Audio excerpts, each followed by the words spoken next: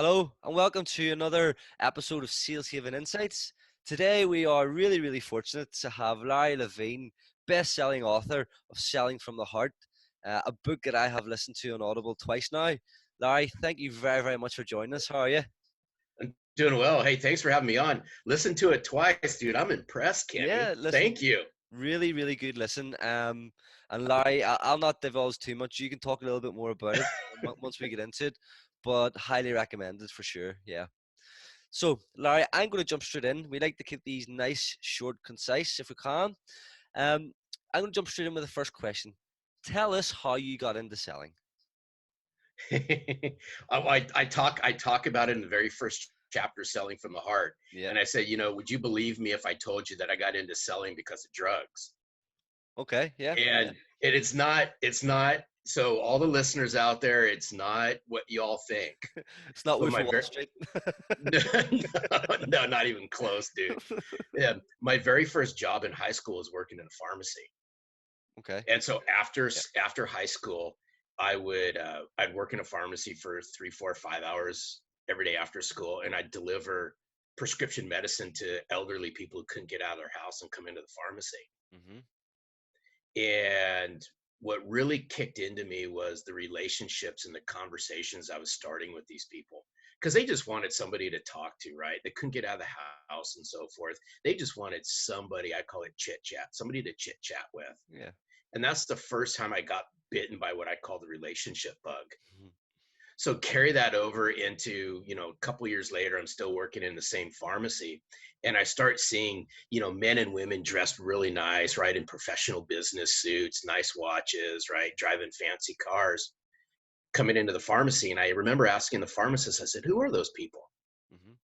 He goes, oh, those are, pharmaceutical sales reps. So being a young, impressionable teenager, Kenny, I hated school. I Yeah. absolutely hated school. I hated every bit of high school, just couldn't stand it. My dad, on the other hand, loved school. He was a bookworm, right? Propeller head. He had a PhD in aeronautical physics. So I had to grow up with getting school rammed down my throat, and I rebelled in high school. Yeah. So not knowing what I wanted to do, I'm a young, impressionable guy. And I asked the pharmacist, oh, okay, he goes, he tells me, he goes, they're pharmaceutical sales reps. Like, okay, great. That's what I want to be. Yeah. And so I went to college again. I went to college just to please my parents. They hated school, but I knew that, A, I didn't want to let my parents down. I had to get some kind of a degree. Yeah. If I was going to be a pharmaceutical sales rep, I had to get some degree. Okay. So I double majored in college in marketing and health science. Not too bad. And then that day that I graduate, I have no job. I was going through on campus interviews, didn't know what I was going to do, right? I had no job and all that. I remember plain as day, because I write about it in the book.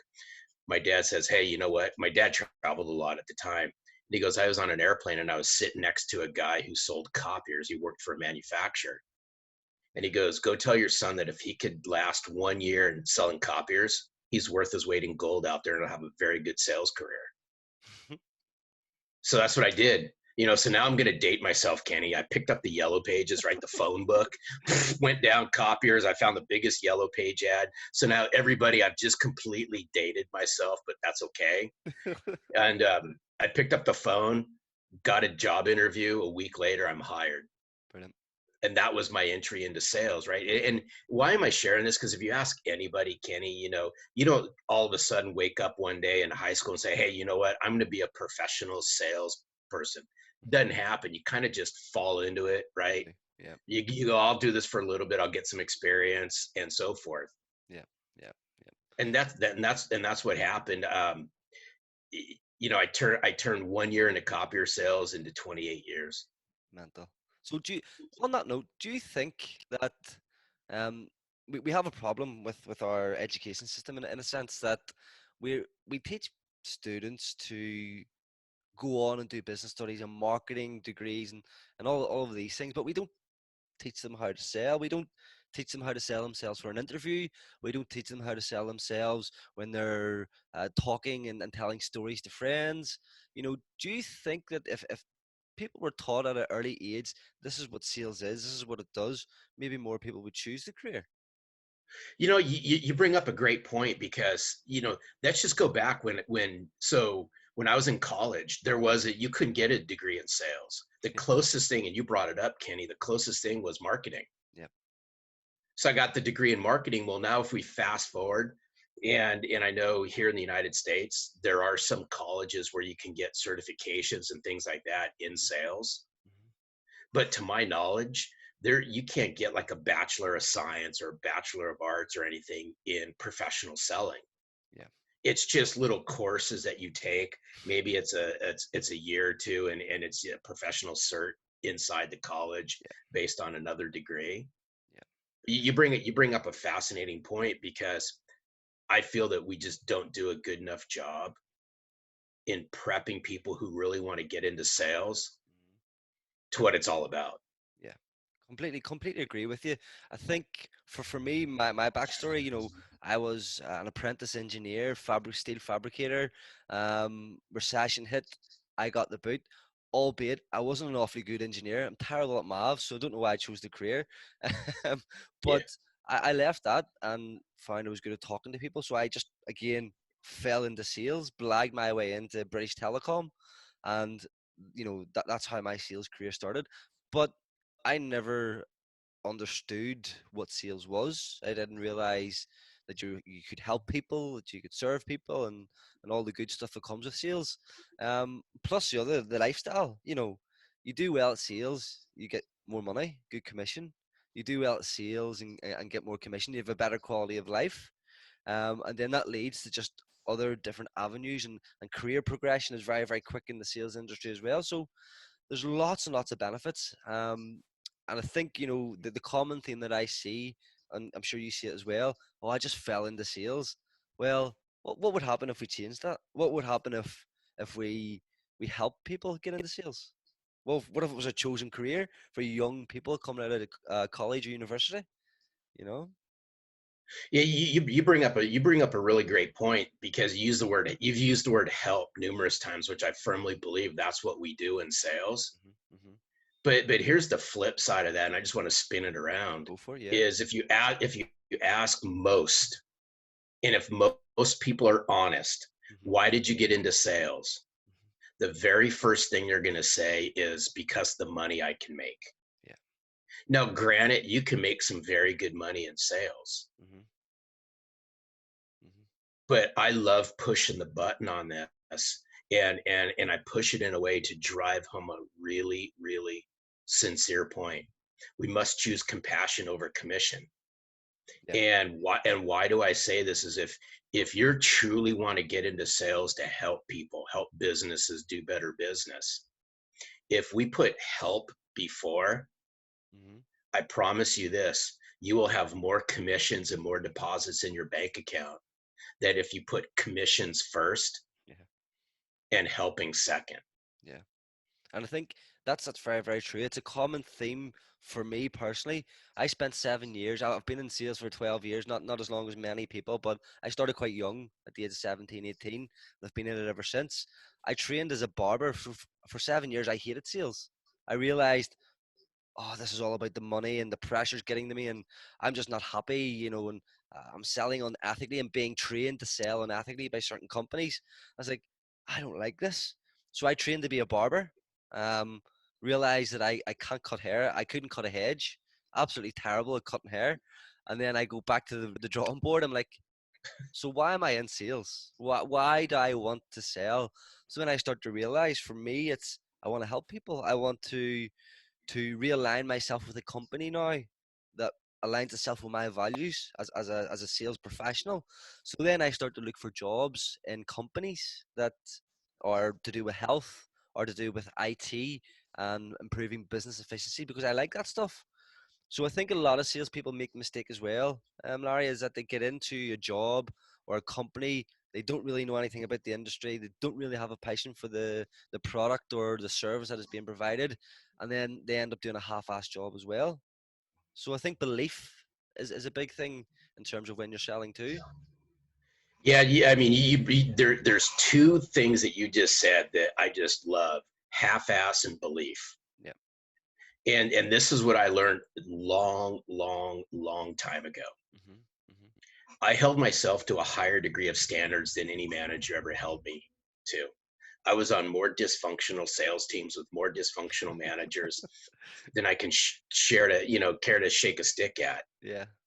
But I became really observant. I started seeing what people were doing and not doing in the sales bullpen. Mhm. And I said, you know what? If I'm going to succeed in sales and make this a career so I don't let my parents down, Mhm. then I have to do something completely different. And that completely different was that I became my own sales manager. I held myself to a higher degree of accountability. I brought discipline, I brought determination, I brought purpose and a passion into what I do. Mhm. Second thing is I want to key on what you said, half-ass. Mhm. And I remember this at the time I was dating my wife. I'm happily married now. I've been married now almost 29 years. Fair And play. I remember I was dating my wife. So I'm early on in my sales career. Yeah. And her mom said something to me, oh gosh, well past 29 years ago, that still sticks today, stuck through my whole sales career. Yeah. And you got to keep in mind, my mother-in-law's from the southern part of the United States, so Okay. she's got Yeah. an accent, right? She's got a heavy southern accent, so I Okay. won't even attempt to do it. But still to this day, she calls me boy, Yeah. and I love my mother-in-law. But she said, "Boy, if you're gonna do something, don't do it half-ass. Do it 100%." Mhm. Mhm. That was told to me early on in my sales career Yeah. by my then she wasn't even my mother-in-law yet. Yeah. Why do I say this? If salespeople today just simply put in 100% effort Mhm. and didn't half-ass and shortcut things and chase shiny objects, they'd be so much better off today. Yeah. Yeah. I think, that's a valid point in terms of work ethic is so important for the sales profession. In fact, that would be one of the biggest traits that a sales professional can have is have an outstanding work ethic to do their job because like you say if they just focus 110% on the job in hand they'll probably succeed a lot quicker and they'll be better at their job, so totally agree with that. Now this would nicely tie in with the next question, Larry, in terms of what would be the challenges that you feel sales professionals are faced with today or that you have faced in your career. I think a couple things. Um, One of the biggest challenges I see is Hmm. they try to mirror and mimic somebody else. Hmm. And what I mean by that is just think about somebody who's early on in their sales career. Hmm. They're young, they're impressionable, just like I was, go back to my high school days, didn't know what I wanted to do, right? I was young, impressionable. I saw somebody walk in a pharmacy. I go, okay, that's what I want to do. Yeah. Yeah. So now we see young salespeople who look at tenured salespeople and they look at what they're doing. Hmm. I want to be like that, right? I want to be that Kenny guy, right? Hmm. Kenny's walking around top of he's the number one sales guy. He's driving nice cars, fancy watches, all kinds of things, right? Hmm. But is Kenny really happy? Yeah. That I don't know, right? Hmm. So I think the first thing that I would offer is you got to get to know yourself. That's why I wrote the book the way I did. If there's anything that I can offer young salespeople, don't try to mirror somebody else. Become the best version of yourself. Do what you think's right in your heart. Hmm. Double down on yourself. That'd be the first thing I do. Okay. Second thing I do is go on a quest to learn. Learn as much as you can and just voraciously learn and ask a ton of questions. Go out and find mentors and coaches. Hmm. Find successful sales professionals out there and ask them to mentor you. Hmm. I don't see enough of that happening. Yeah. I don't think it happens a lot, to be fair, Larry. I think a lot of sales professionals are just left to their own devices. They get very little training from the company, maybe once a year. The coaching is maybe around KPIs rather than skill set. Um, and they don't really have a mentor to look up to because the sales manager's too busy doing other things. So completely agree with you. Completely. Yeah, but I'm going to push on this, Hmm. what you just said. So I'm not here to throw ill will or cast any disrespect to anyone who chooses to get into management or leadership. It's a Sure. tough job, just like sales. Yeah. But for every great sales manager, there's 10 not so great sales managers. For every great sales person there is out there, there's 10 that are not. Same could be said as we go up the food chain. What I'd ask everybody to think about, if you want to become a great sales professional, it's up to you. Invest in yourself. Don't wait for your company to invest in you. Don't wait for your company to train you. Don't wait for your company to do whatever for you. Hmm. That's icing on the cake. Yeah. If you choose to get into sales, no one forced you to get into sales. If you choose to get into sales, then you better know what you're signing up for. Yeah. If you I want to agree. become the best sales professional out there, then invest in yourself. If you fail to invest in yourself, then get what you get. And I always say this, if you fail to invest, you'll never collect. There's a Hmm. lot of salespeople out there that just never invest and they'll never be able to collect on the fruits that they have to offer Yeah. because they're sitting back waiting, right? Hmm. Hmm. Right? They're sitting back going, gosh, I'd really love to go to that training. Hell, I'm not going to pay for it. Company should, if company not going to pay for it, I'm not going to pay for it. Yeah. Yeah. But yet they got no problem going out on a Friday and Saturday night, dropping hundreds of dollars in a bar. Yeah. And I think, what that sort of says as well, is that are they really invested in the sales career? You know, are they really sitting there going, I can make a career right now if I really do something?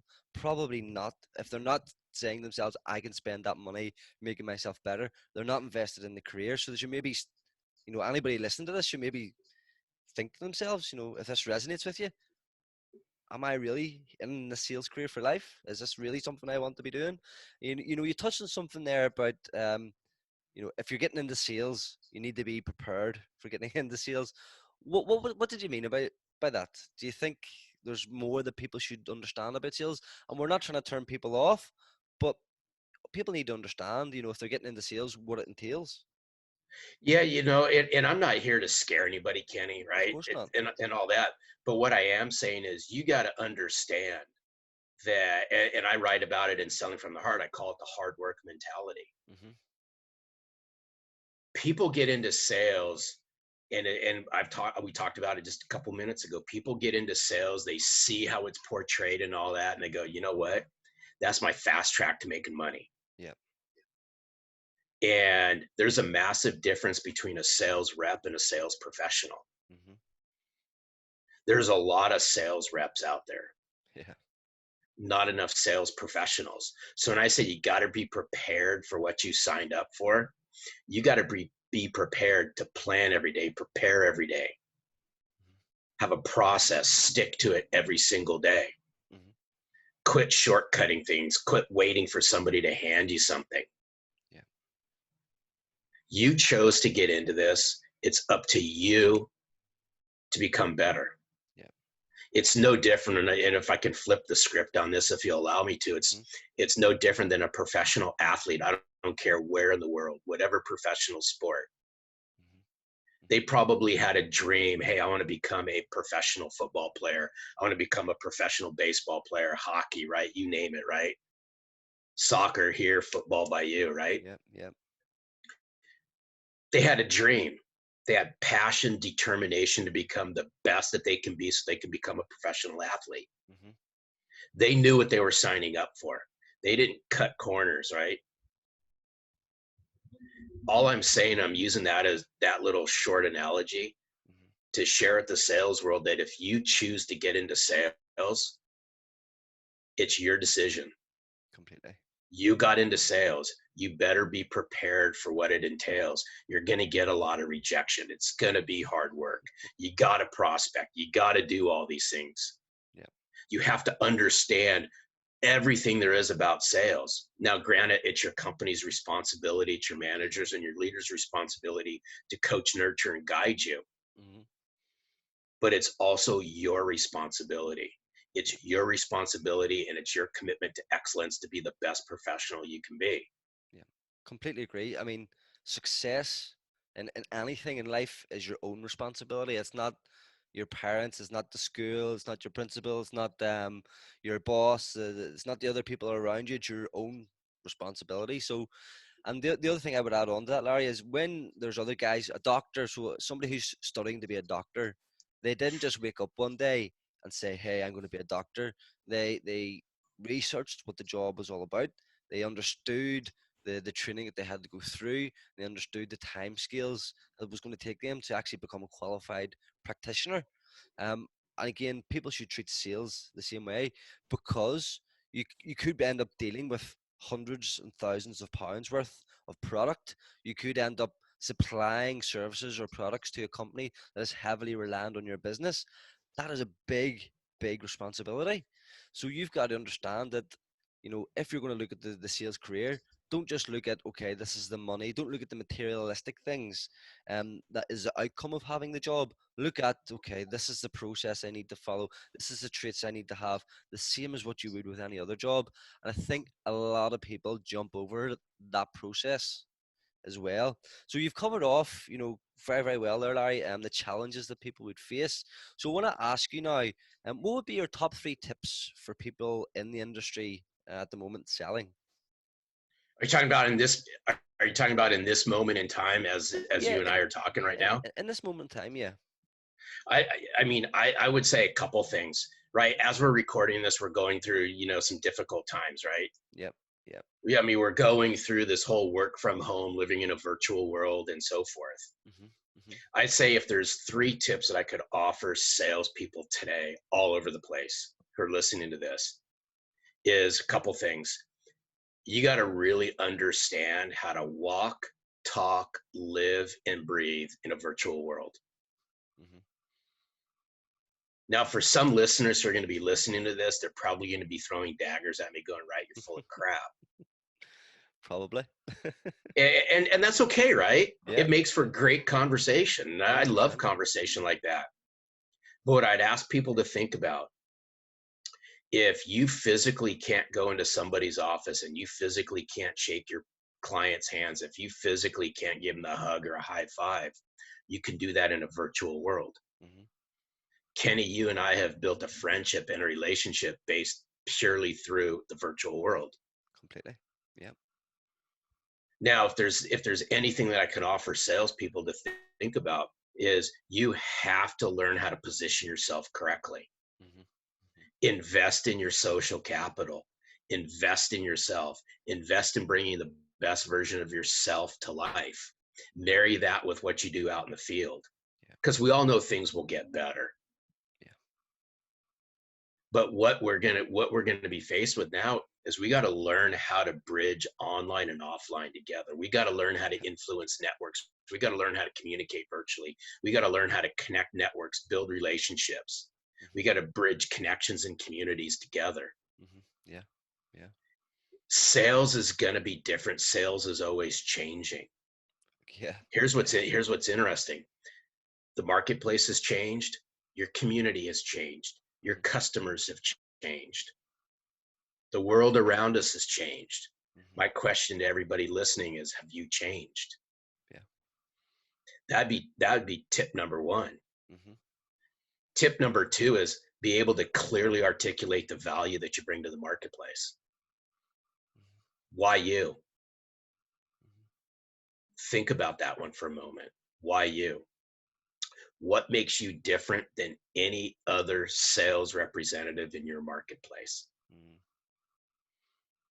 Because if we look at things through the customer's eyes, through the buyer's eyes, however you want to identify them, right? Hmm. They see salespeople as a commodity for the most part. And I'd say, you know what? Sales world's done it to themselves. That's why they're viewed like that. Yeah. People would say cold calling has been the detrimental impact to the sales world. I would disagree with that. But yeah. So okay, I'm going to go there. The biggest detriment to the sales world Yeah. are salespeople. Hmm. The Hmm. biggest detriment to the sales world are sales managers. Let that one sink in for a second. Yeah. We have trained the marketplace on how they view us. I always say perception's reality. How do you want to be perceived? Hmm. Look how the market perceives us. Yeah. You're It's walking and talking and acting like it. So, the first thing is going back just to reemphasize, learn how to communicate in a virtual world. Learn how to position the best version of yourself in a virtual world. Learn how to clearly articulate your value. What do you bring to the marketplace hmm that makes you different from everybody else. Mhm. Learn how to drive meaningful business conversations with high levels of business acumen. Mhm. Mhm. Learn how to share stories. Ask anybody in sales if stories sell, Kenny. They're all going to say yes. Yeah. Then great. If stories still sell, right? Tell me your story. Yeah. Freaking tell me your story. Mhm. And that's why I push the button on the things that I do. Okay. Is if you can't clearly articulate a value, if you can't clearly articulate the value you bring to businesses, if you can't share a great business story, if you can't capture the memories and experiences of how you help people, if you can't capture that from your customers, Mhm. if you can't engage in a great business conversation with high levels of business acumen, you are going to struggle. I'm Yeah. going to tell you this right now, you will struggle. Yeah. And that's why salespeople chase shiny objects. Yeah. Yeah. I The, think. the shiny object that everyone in sales should be chasing is looking at themselves in the mirror and saying, what do I need to do every day to become the best damn sales professional I can become? Yeah. I think you've had a good point as well, Larry, in terms of um, motivation. I mean, like salespeople, like you said, they're constantly chasing the shiny object at the end. The more seasoned sales professionals have got past that, and will know, it's about a better quality of life. It's about, okay, looking after my family. But then you do still have other sales professionals out there who chase these materialistic things. So, want to touch on motivation. In terms of motivation, how can people stay motivated as sales professionals, and what's the right type of motivation to have? It's, and that's a good one because what motivated me Hmm. may be completely different than what motivates everybody else. Yeah. So my biggest drive, my biggest motivator was Hmm. fear, Okay. believe it or not. Was that fear of not being successful? Fear It of. was it was fear. It was fear of not being successful for a lot of reasons. Okay. Is one, I had to. So if we go back and I shared with you how I got into sales. Yeah. So I grew up in a household with a dad who was an aeronautical physicist. He was an Okay. aeronautical engineer, rocket scientist for the United States Air Force. Brilliant. Okay. Okay. He had a PhD in aeronautical physics from 2 Ivy League schools. Okay. Super way up, super well educated guy. Hmm. I'm on the complete polar opposite. I hated school, hated everything about it, right? To use the expression, I was street smart, book stupid. My dad was book smart, street stupid. And we always clashed about it. Okay. I got into sales, right? He kind of said, hey, especially when I knew I was going to get into sales, he kind of pushed me into, he brought the whole copier thing up. Yep. Yep. I bring this up because the way I was raised was very similar to how my parents were raised. Hmm. You find a job, you stay in it, that's your career for the rest of your life. Yep. That's how their parents were raised, that's how my parents were raised, and that's how my parents raised me. Hmm. So when I chose, right, when I got into copier sales, the last thing I wanted to do in the first year, Kenny, was absolutely brutal. Absolutely brutal. But I couldn't quit and then go back and tell my dad I quit. Yep. So what drove me was fear, right? It Hmm. was the internal fear that I created for myself that I couldn't look my dad in the eye and say I failed. Yep. That's what motivated me every single day was fear of failure and fear of letting my dad down. Amazing. And that's what drove me. That's what drove me for 28, almost 29 years in the copier channel. Amazing. It was the fire that was lit in me when I was a kid to never let my dad down. Okay. And you use that. I mean, you use that to your advantage. You can clearly see that, or you've used that to your advantage. So you have that's an emotional motivator. Did you have the materialistic motivation at any stage? So here's what's interesting. I'm not a very materialistic guy. Okay. Never have been. Hmm. Did I make some good money in sales? I'm Absolutely, sure. right? Yeah, yeah, yeah, But I talk about it in chapter 10 of my book about being an empty suit. yeah. And I'm a big believer in this. Armani suits, Rolex watches, and fancy cars, that materialistic stuff masks insecurity. Completely. My opinion, straight out. Yep. I'm not here to say there's, you know what, we can choose however we want to spend our money. Yeah. But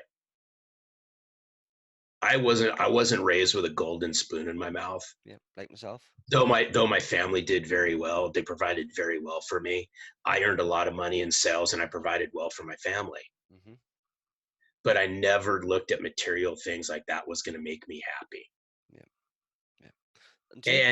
And And I say this with all sincerity, yeah. Kenny, is I can almost guarantee you that people who drive around in fancy cars, who spend thousands of dollars on suits and spend even more than that in watches, Hmm.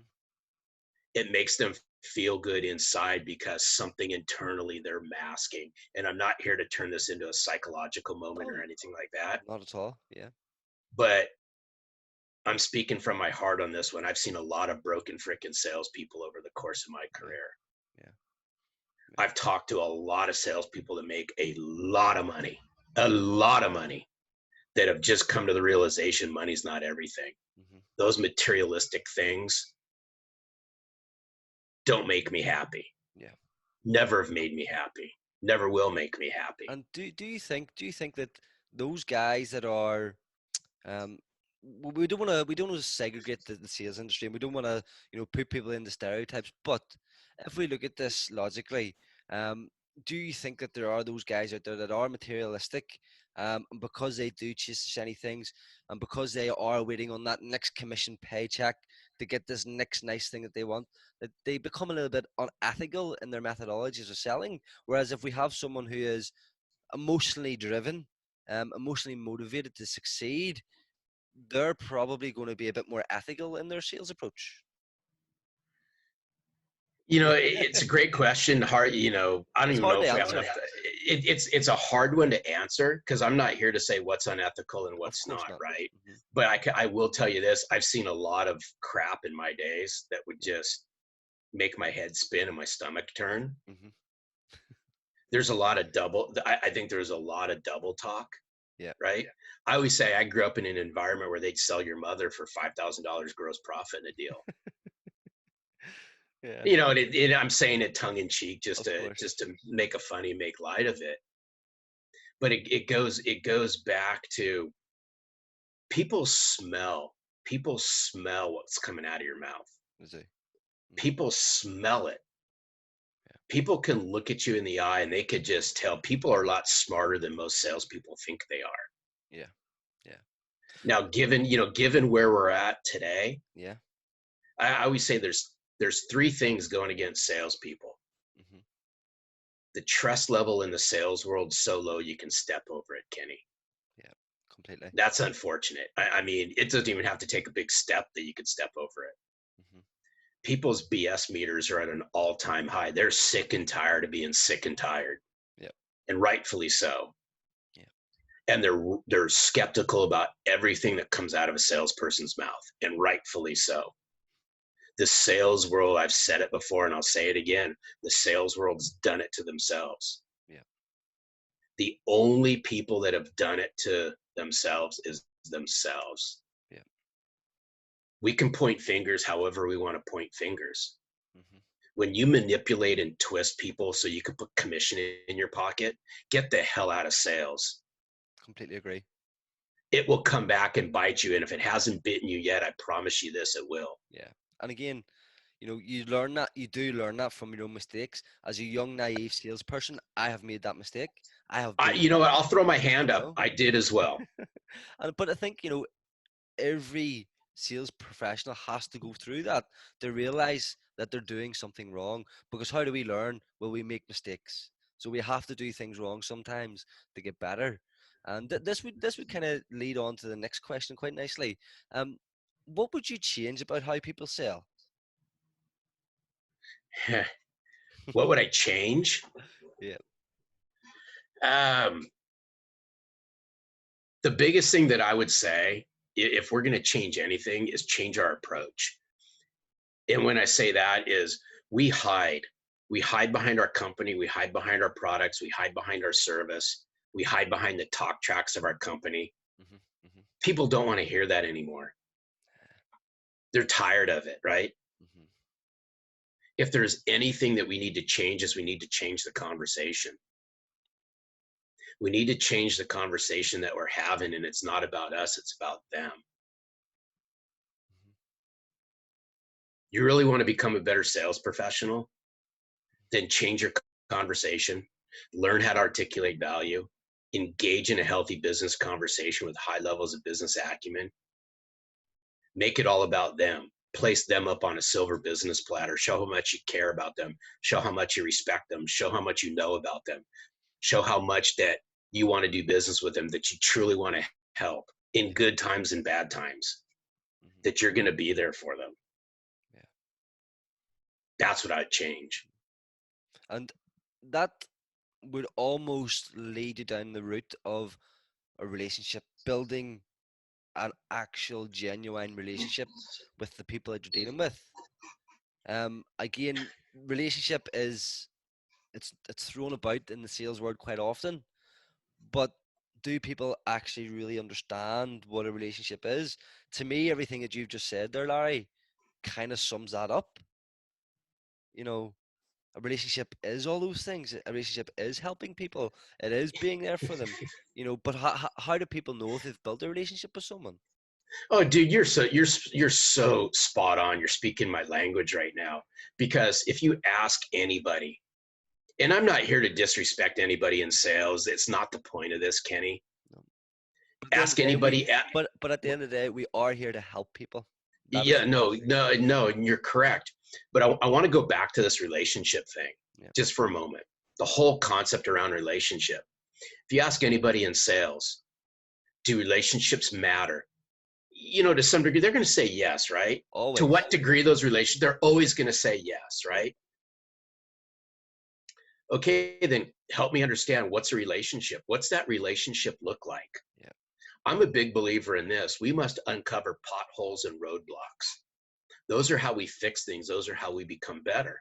Yeah. So then, and I just recently wrote something about this. Oh, okay. And I said, if relationships are that important to everybody in sales, then help me understand why you have such a difficult time asking your customers deep, meaningful questions. Okay. Because if you have that great relationship, if I have that great relationship with you, Kenny, and I've been proactive and I've been pouring my heart out, and we have that great relationship, and we've been doing business together because we mutually agree that it's in the benefit of you. Hmm. Of course, I'm going to go ask you deep, meaningful questions. So the first thing is if you struggle and you can't ask your customers deep, meaningful questions, then I'd question the relationship. Yeah. If relationships matter, then why do so few salespeople know so few people in their accounts? But relationships matter. Yeah. You all say you have a great relationship, but is the relationship you think you have the relationship that your customers think it is? Hmm. Thus, perception is reality. I will push the button on this forever and a day to Yeah. get people to think. Yeah.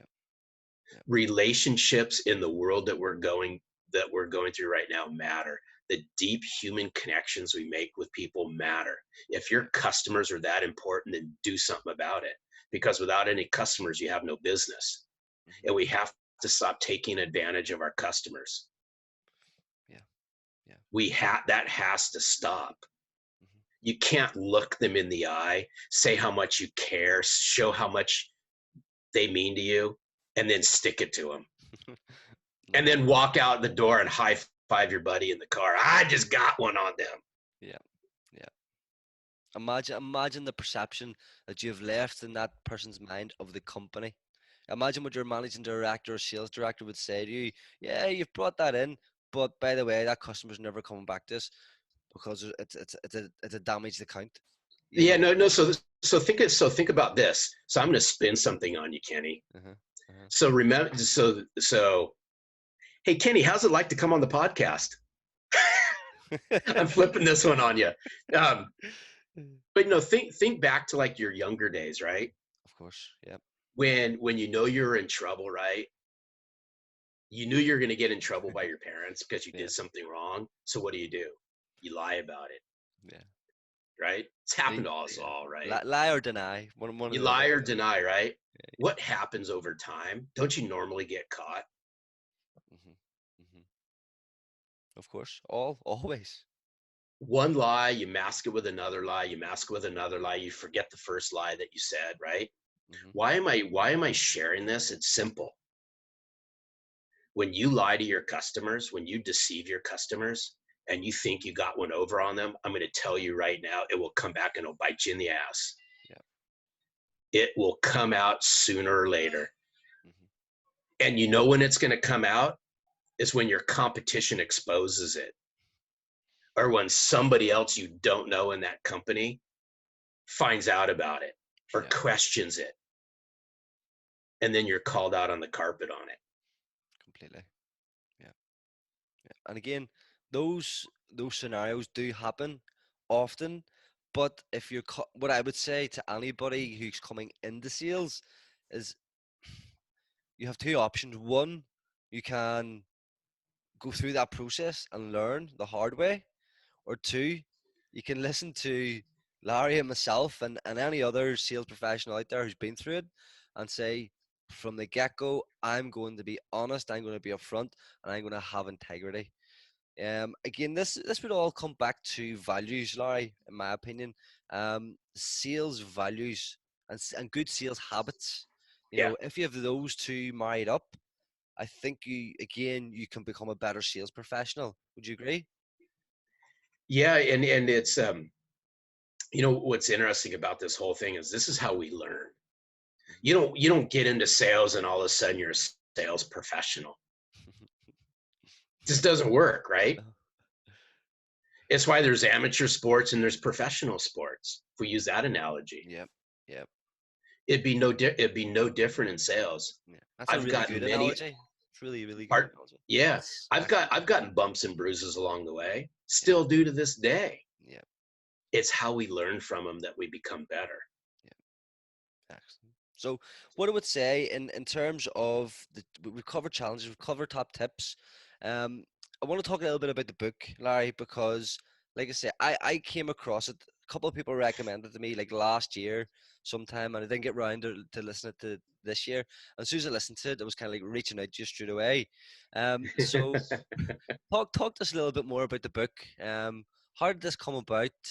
And what's the next step? Is there any other plans for any other books?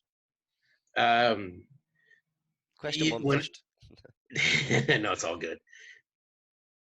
When I started writing Selling from the Heart, I wanted to push the button, and I wanted to push the button in a different way. And I'm a big believer that words matter and message matters. Mhm. I wanted to package up Selling from the Heart. I walked through Selling from the Heart. I bled through Selling from the Heart as a sales guy in Los Angeles selling copiers my whole life. Mhm. I was on more dysfunctional sales teams, and I've told you that before. Yeah. That what I saw, I started to write about in my book. There wasn't one company that I worked for that helped me become the best version of myself. Yeah. And that's why I wrote the first 3 chapters of Selling from the Heart the way I did. Mhm. That's self-reflect, that's self-aware, that's self-care, that's self-love, that's self-educate ourselves, that's uncover who we are. Mhm. And that's why I decided to take people on a journey with Selling from the Heart. But that journey starts inside of each and every one of us. Yeah. And we can't run from it. We all got baggage in the closets. We all got skeletons out there. We all got ghosts flying around. It's life. This life, there's nobody that's perfect. Yeah. Nobody is. I got so much baggage in the closet, I'm a freaking open book. All Yeah. you got to do is ask. Yeah. I poured my heart into the book because what motivated me was the fear and letting my dad down and so forth and so on, which carried over to my customers. I didn't want to let my customers down. Mhm. So I poured my heart to my customers. And I can only do that if I came to grips with who I was. Yeah.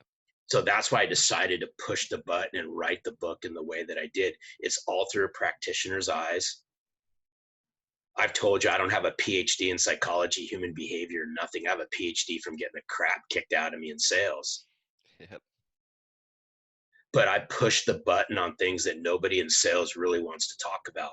I'm a highly emotional guy. I'm a huggy, touchy feely kind of guy. I cry. I cry with my customers. I tell my customers how much I love them. Uh-huh. I crave that. That's what fuels me. And I'm pushing the button out there through a male's perspective, through a male's eyes on what it means to bring heart to the forefront. And I'm here to tell everybody who's listening that you can be sincere, you can bring substance, you can bring heart to the forefront. It's not mushy gushy, it's embedded in each and every one of us. We choose to do it or not. Yep. But I will tell you this, and when you read the whole book, you'll learn this, is the way to mend your heart is to look inside. Everyone's heart's been broken. Everybody's Yep. has. There's a lot of broken sales hearts. It's Completely. hard to sell with your heart. It's hard to lead with your heart if you're not aligned to your heart and your heart's broken. Yep. Completely. It will come out sooner or later. So I take people on a complete journey of get to know themselves, understanding what it means to lead with a servant's heart. I believe every sales professional out there is a leader. It starts with leading out in the community. The Yep. only way to understand what it means to become a leader is to lend a helping hand out in the community. Completely. And then we start talking about prospecting and how to open up conversations. And then I wind through the book with, let's not be an empty suit. I wrote the book in a way that I wanted to bring a message out to the workforce, to the sales force. We can become better. Yep. You can change the course of your own life by get to know yourself, become the best version of yourself, spend every day and capture the morning correctly. Work on yourself, work on your mind, work on your heart, work on new skills. Yep. Yep. And I think, Show how much your customers, that you care about your customers. That's why I wrote the book, yeah, and I pushed the button in the book to prove a point. And that point is that we can all become sales professionals. yeah, You don't start your career off as a sales professional. You start your career off as a sales rep. It's what you do with it. yeah, yeah. And I think, a lot of things in the book, Larry, and my 2 cents on it that really resonated with me. Um, you cover things that just don't get spoken about. You talk about things that not a lot of, you've got your sales books that talk about methodology and process, and you do cover some of that, and it's a great read in that sense. But in terms of, you know, you just talk about the things that people don't talk about in the sales industry, selling from the heart. The title says it all. Being completely authentic, aligning yourself with the values, getting this and this right before you start to sell. um that's stuff that people just don't talk about.